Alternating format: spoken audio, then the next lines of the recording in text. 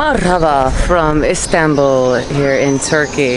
So today I am going to be checking out the Galata Tower.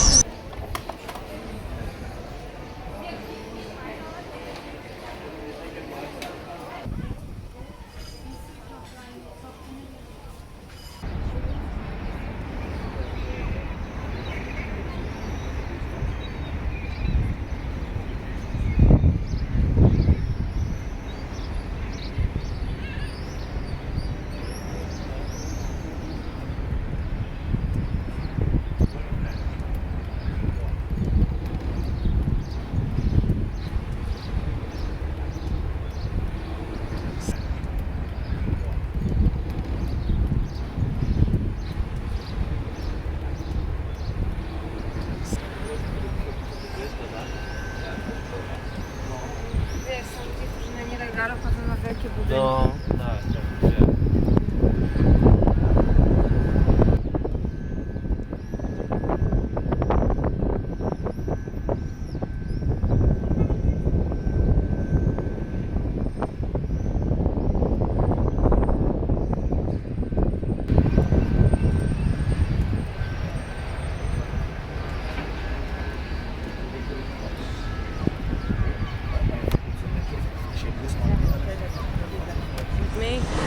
The cost to enter is 130 Turkish lira without the audio and 170 Turkish lira with the audio. I'm just going to pay for the ticket itself and go inside, and that's like roughly $7.50, 130 Turkish lira. So yeah, let's go up and check it out.